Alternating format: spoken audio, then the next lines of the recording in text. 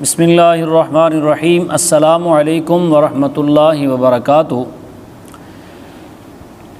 جنسی جرائم کے انسداد کے حوالے سے اسلام ہماری کیا رہنمائی کرتا ہے، اس پر آپ حضرات سے مخاطب ہوں۔ سب سے پہلے قرآن کریم کے اندر اللہ پاک نے جنسی جرائم کے خاتمے کے لیے ارشاد فرمایا، الزانیۃ والزانی فاجلدوا کل واحد منہما مئۃ جلدہ، کہ زانی عورت ہو یا زانی مرد ہو ان کو کوڑے مارو اور ان دونوں میں سے ہر ایک کو 100 کوڑے لگاؤ۔ ولا تأخذکم بہما رأفۃ من دین اللہ، فرمایا اور اللہ کے دین کو لاگو کرتے ہوئے تمہارے اندر نرمی نہیں آ جانی چاہیے ان دونوں کے لیے۔ ان کنتم تؤمنون باللہ والیوم الآخر، اگر تم ایمان لاتے ہو اللہ پر اور یوم آخرت پر۔ ولیشہد عذابہما طائفۃ من المؤمنین، اور ان کو عذاب دیتے وقت اور ان کو سزا دیتے وقت مسلمانوں کا ایک گروہ ان کو دیکھ رہا ہو، ان کو مشاہدہ کر رہا ہو۔ ایک تو قرآن پاک میں اللہ پاک نے یہ ارشاد فرما دیا، اور دوسری ایک آیت ہے جس کے اندر اللہ تعالیٰ نے سخت سزا دینے کا حکم ارشاد فرمایا ہے ان لوگوں کے لیے جو لوگ زمین میں فساد پھیلاتے ہیں۔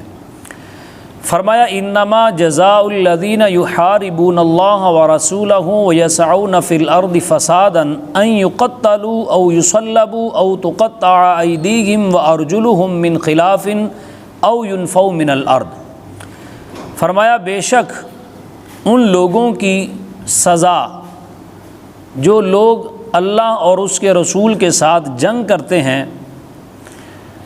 اور زمین میں فساد ڈالنے کی کوشش کرتے ہیں، ان کی کیا سزا ہے؟ ان یقتلوا او یصلبوا، فرمایا ان کو قتل کر دو یا سولی پہ چڑھا دو، او تقطع ایدیہم وارجلہم من خلاف او ینفوا من الارض، فرمایا ان کے ہاتھ اور پاؤں مخالف سمت سے کاٹ دو یا انہیں ملک بدر کر دو، زمین سے نکال دو۔ ذالک لہم خزی فی الدنیا، اور یہ ذلت اور رسوائی کی سزا جو ہے یہ دنیا میں ہے۔ وَلَهُمْ فِي الْآخِرَةِ عَذَابٌ عَظِيمٌ، اور آخرت کے اندر تو ان کے لیے بہت بڑا عذاب تیار کر کے رکھا گیا ہے۔ تو یہ قرآن مجید کی دو آیات سے ہمیں پتہ چل رہا ہے کہ جو لوگ جرائم میں ملوث ہو جاتے ہیں، مجرم بن جاتے ہیں اور زمین میں فساد کا سبب بنتے ہیں، ان کے لیے سخت ترین سزا یہ قرآن مجید تجویز کر رہا ہے۔ لیکن ہمارے معاشرے کا المیہ یہ ہے، ہماری بدقسمتی یہ ہے کہ جب کوئی مجرم پکڑا جاتا ہے کوئی جنسی تشدد کے کیس میں یا کوئی ڈکیٹی میں یا کوئی قتل کی واردات میں، تو جہاں اس مجرم کو قرار واقعی سزا دینے کے مطالبات کرتے ہیں لوگ، وہاں پر انسانی حقوق کی جو تنظیمیں ہیں، موم بتی مافیا جو ہے، وہ ان کی حمایت میں کھڑا ہو کر اور یہ کہتا ہے کہ دیکھیے جی یہ سزائے موت کی سزا دینا یہ تو انسانی حقوق کے خلاف ہے، یہ تو انسان کی تذلیل ہے۔ اور پچھلے دنوں ہماری پارلیمنٹ کے اندر یہ قرارداد پیش ہوئی کہ کوئی بھی اگر بندہ معصوم بچوں کے ساتھ کوئی برائی کرتا ہے تو اس کو سزائے موت دی جائے اور سرعام دی جائے۔ تو بہت ساری ایسی تنظیموں نے اس کا بائیکاٹ کیا اور پھر پورے پروگرام ہوئے اور ہمارے ٹی وی چینلز پر ان کو نشر کیا گیا، باقاعدہ ان کی سپورٹ میں لوگ کھڑے ہوئے کہ یہ بات ٹھیک کر رہے ہیں۔ تو اس کا نقصان یہ ہوتا ہے کہ پھر آئے روز دعا زہرا جیسا کیس، کبھی زینب جیسا کیس، کبھی یہ جو پچھلے دنوں 15 سالہ ایک بیٹی کو باپ کے سامنے بے آبرو کیا گیا، ایسے کیس ہمیں روزانہ کی بنیاد پر ہمیں سننے کو ملتے ہیں، اور ان کیسوں کی وجہ سے قوم کے اعصاب پر گہرے اور خطرناک اثرات مرتب ہوتے ہیں، اور یہ بڑی خطرناک بات ہے۔ یہ تو قرآن مجید کی بات تھی۔ حدیث رسول میں اور نبی پاک صلی اللہ تعالی علیہ وسلم کے مبارک دور کے اندر بھی ہمیں ایسی مثالیں ملتی ہیں کہ نبی کائنات صلی اللہ علیہ وآلہ وسلم جو رحمت للعالمین ہیں، جو پورے جہانوں کے لیے رحمت بن کے آئے ہیں اور سب سے شفیق اور سب سے نرم خو نبی کریم علیہ السلام ہیں، اور معاف کرنے والے حضور صلی اللہ علیہ وآلہ وسلم کی ذات ہے۔ لیکن جب ایسے لوگ جو انسانیت کی حدود سے نکل کر حیوانیت کی حدود میں داخل ہو جاتے ہیں تو ان کو بھی قرار واقعی سزا نبی کائنات صلی اللہ علیہ وآلہ وسلم نے دی ہے۔ لہٰذا بخاری شریف کی ایک روایت میں آپ کے سامنے پڑھنا چاہتا ہوں، بڑی توجہ سے سنیے گا کہ ہم کس اسلامی جمہوریہ ملک پاکستان میں رہ رہے ہیں کہ جہاں کا 73 کا آئین کہہ رہا ہے کہ یہاں کے قانون کے اندر اسلامی شکیں جو ہیں وہ اسلامی سزائیں ہیں یا اسلامی قانون کو مد نظر رکھا جائے گا، لیکن ذرا جتنا بھی خیال نہیں کیا جاتا۔ میں ایک روایت اس سے پہلے عرض کرنا چاہتا ہوں، سنن نسائی کے اندر ہے، حضرت سیدنا انس بن مالک رضی اللہ تعالیٰ عنہ روایت کرتے ہیں کہ ایک یہودی نے ایک لڑکی کے کانوں میں بالیاں دیکھیں تو اس نے ان بالیوں کو حاصل کرنے کی خاطر لڑکی کو پتھر مارا اور لڑکی کے سر پہ پتھر لگا تو بچی جو تھی وہ بالکل موت کے قریب پہنچ گئی۔ تو نبی پاک صاحب لولاک صلی اللہ علیہ وآلہ وسلم کی بارگاہ میں اس بچی کو لایا گیا تو وہ بالکل موت کے قریب تھی، تو اس سے پوچھا گیا، بول نہیں سکتی تھی، تو اس کے سامنے چند لوگوں کے نام لیے گئے۔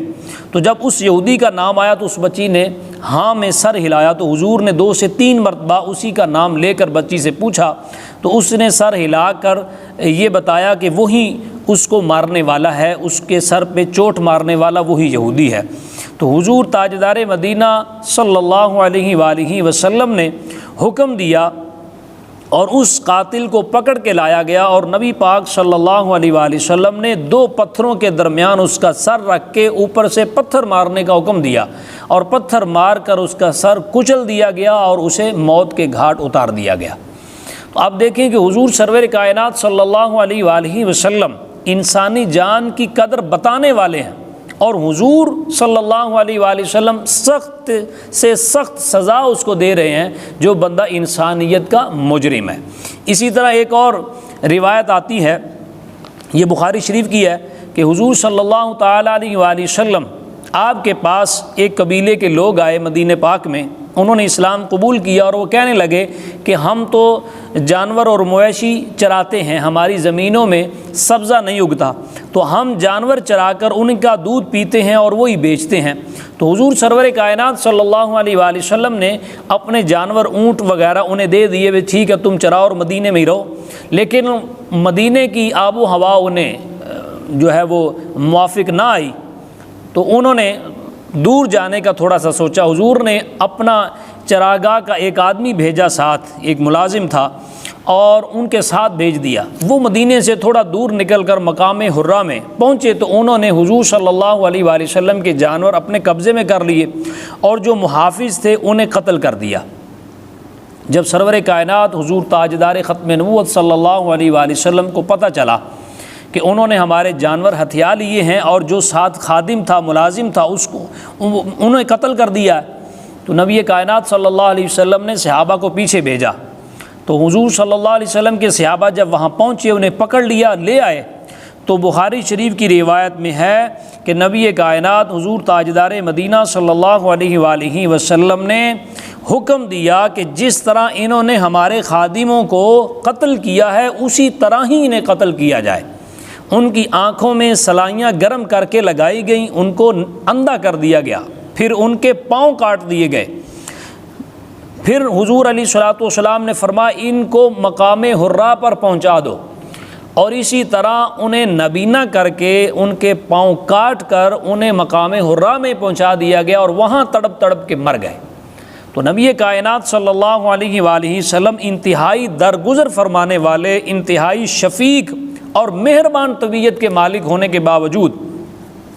جب انسانوں پر ظلم کی بات آتی ہے، جب سنگین جرائم کی بات آتی ہے، جب